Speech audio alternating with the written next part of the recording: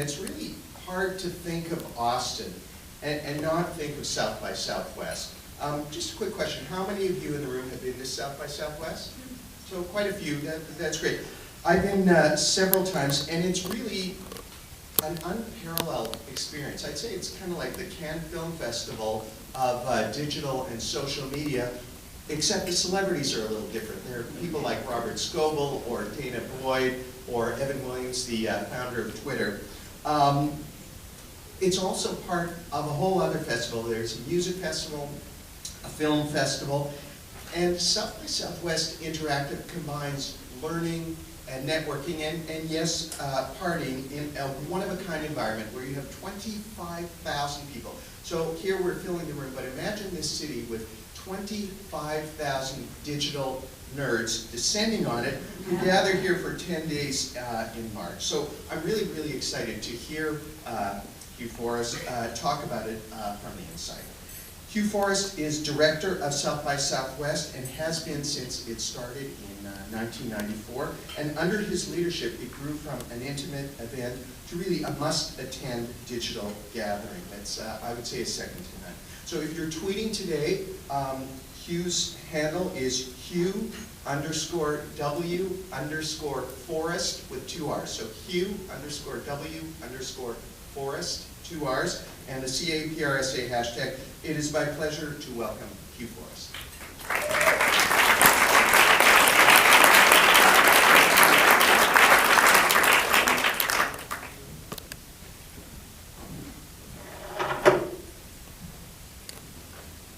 Good morning and welcome. I'll echo the welcome to Texas. It's a great honor to be invited to speak to you guys about what we do at South by Southwest.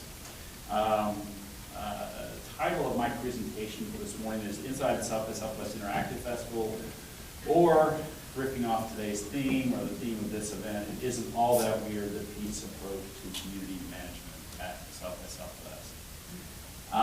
My name again is Hugh Forrest. I am the director of the South by Southwest Interactive Festival. I've always been a little bit uncomfortable with that title of director because it sounds so big, mighty, and I'm definitely not that. So I am much more comfortable with the tag community manager. We'll talk a little bit more about that as we go forward. My email address, you can always email me at hugh@sxsw.com, and as Martin mentioned, via Twitter, I am at Hugh_W_Forrest. Forrest with 2 R's, please. Some people are for work, I am for rest. Okay, overview of what we're going to talk about today. I'll give you a brief history of South by Southwest and South by Southwest Week, which will be a little more extensive than what Martin mentioned. We'll talk about where South by Southwest Interactive is now. We will then show the 2013 promo video for South by Southwest, which will give you a better idea of what we do. I'll talk a little bit about the growth of the event, and then kind of the meat of my presentation is this idea called PEACE, the PEACE approach to community management. We'll talk about takeaways, we'll talk about South by Southwest 2014, and then hopefully have some time for questions or ideas or brainstorms towards the end of the session. Okay, so here we go. History of South by Southwest and South by Southwest Week. South by Southwest started as a music-only event in 1987. It was patterned after an event in New York City called the New Music Seminar. New Music Seminar lasted about 5 years. It was very influential. That was where Madonna was discovered, quote unquote. It was this first kind of conference that was designed for this alternative culture for bands. So bands would go play, and they would play in the evenings.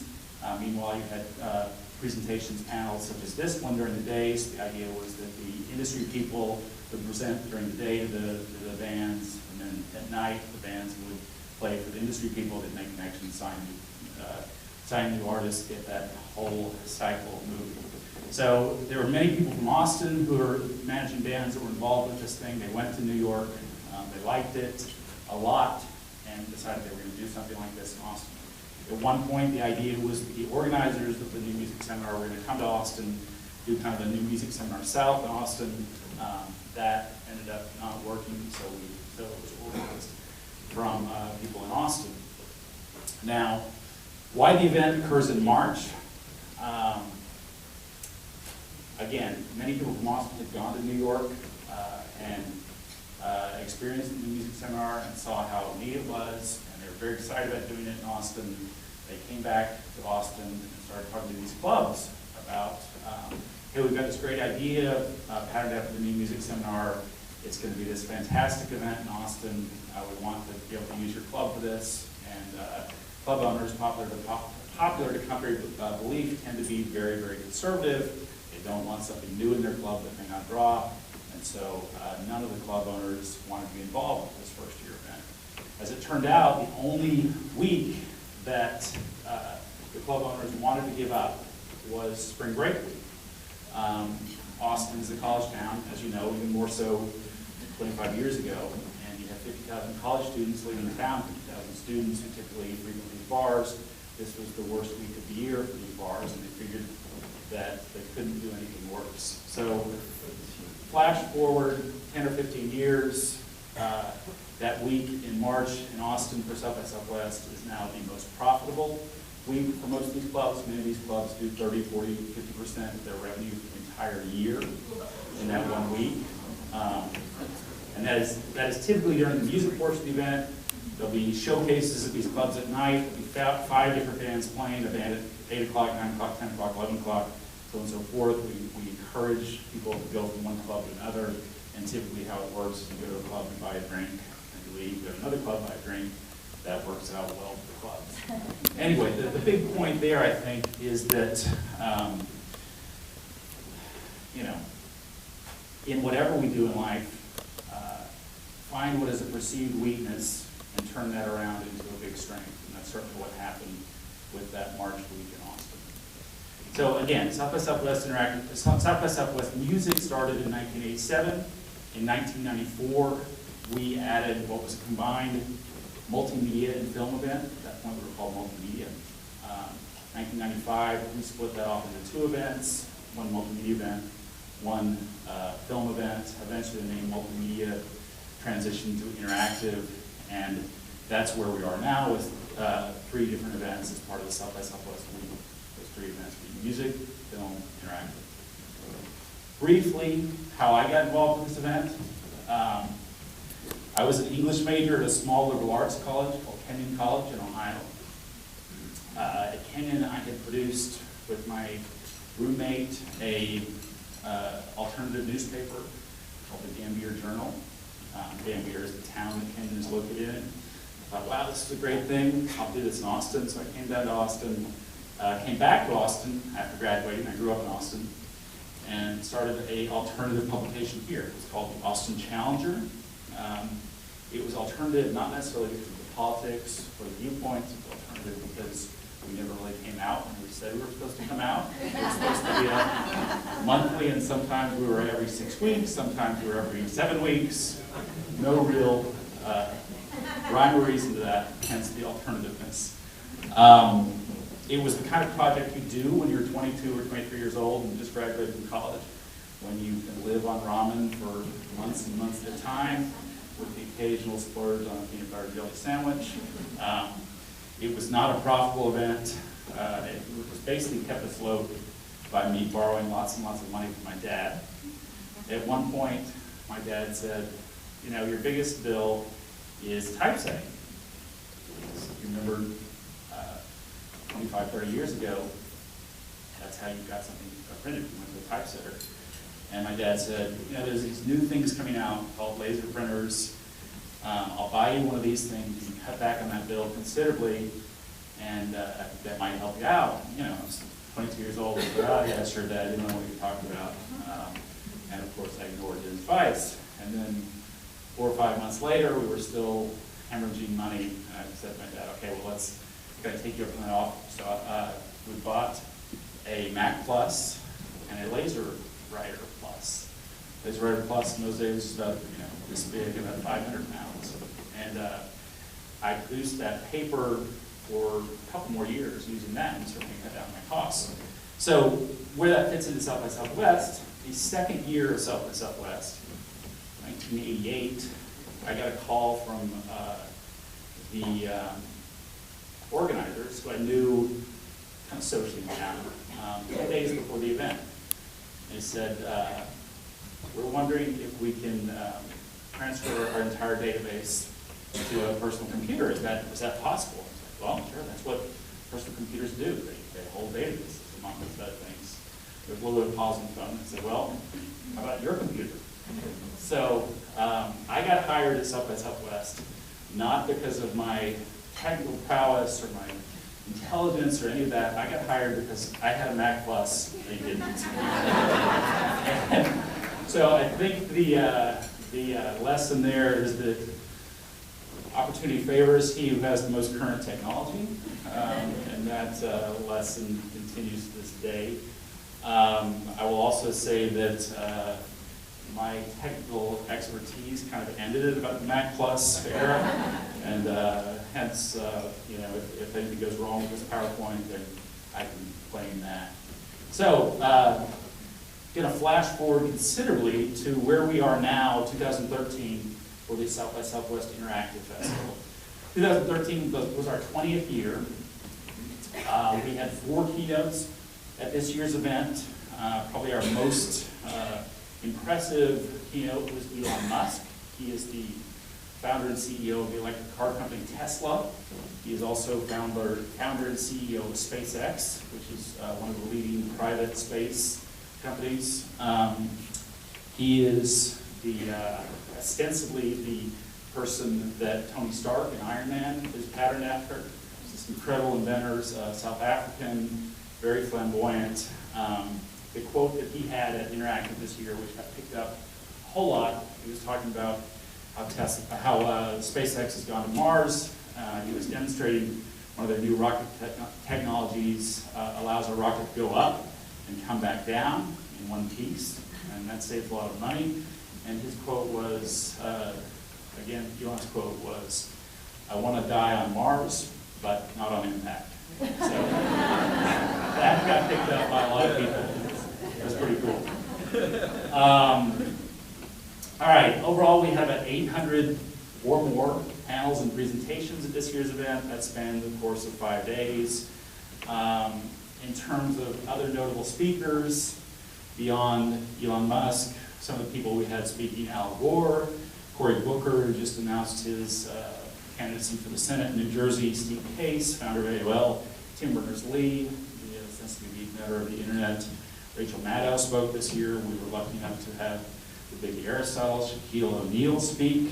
He is a technology investor and entrepreneur. Jane Pratt, the magazine person Anne-Marie Slaughter from Princeton University, Dana Boyd, Yuri Milner, a Russian investor, Esther Dyson, Don Tapscott, Tim Ferriss, David Karp. David Karp is the CEO of a company called Tumblr, which you may have read about, was recently acquired by Yahoo.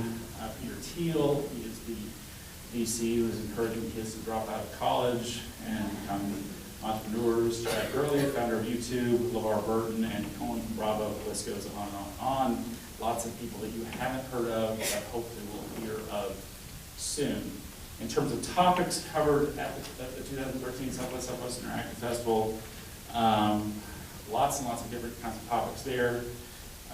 Everything from web design, mobile, blogging, business, transportation, entrepreneurism, journalism, social media, health, nonprofits, politics, television, sports, video games, space, fashion, and yes, PR, also a big focus of our event.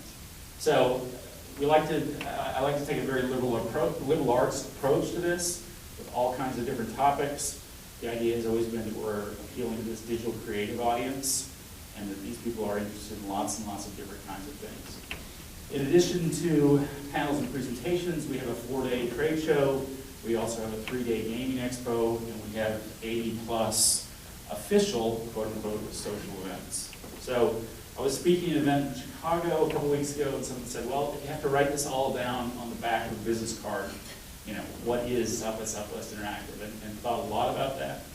And what I think fits on the back of a business card pretty easily is that South by Southwest offers career-enhancing connections.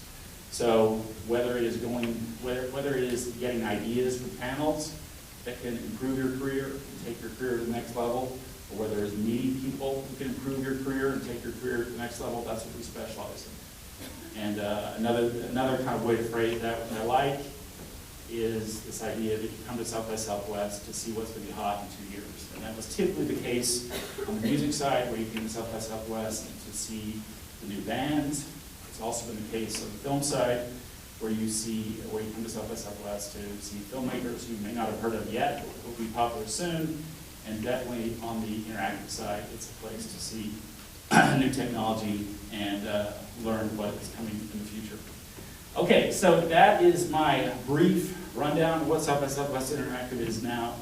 If you haven't been, it's kind of hard to understand, but much easier to understand and much more entertaining if you watch the video for 2013. And here we go on that.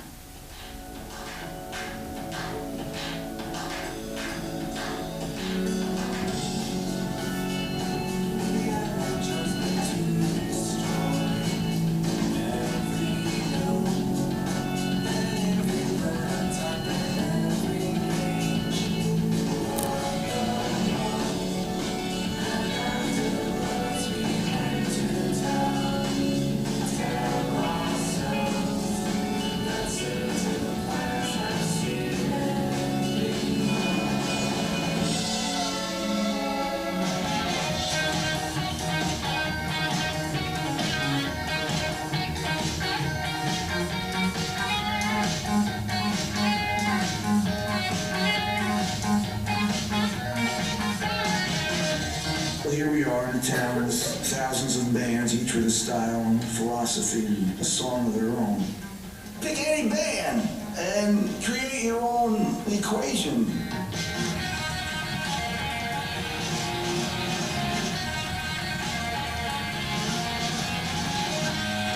That's where the joy is to be found, in the moment of watching the band or watching the video or making the thing or playing the song. You know it when you get goosebumps, when you get chills that run up and down your body.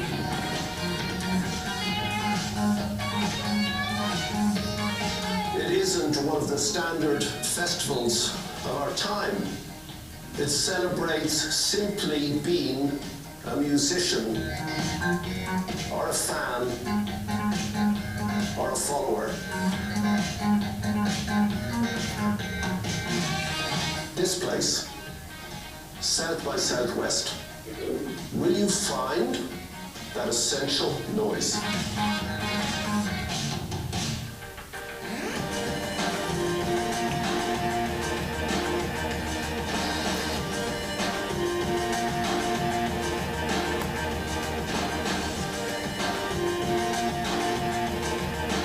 I've always felt that the hippie movement morphed into the Silicon Valley movement. And it's very much a worldwide movement, as you can sense and feel here at this conference.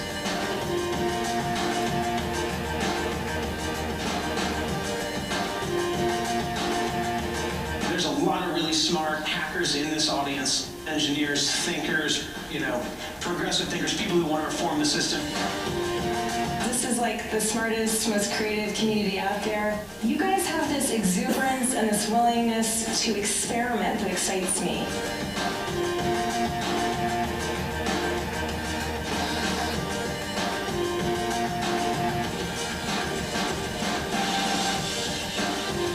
I think there is something happening here when you marry the creativity and potential of the tools with the story, fling it around the world and move that ball of freedom forward. That's what we're about here.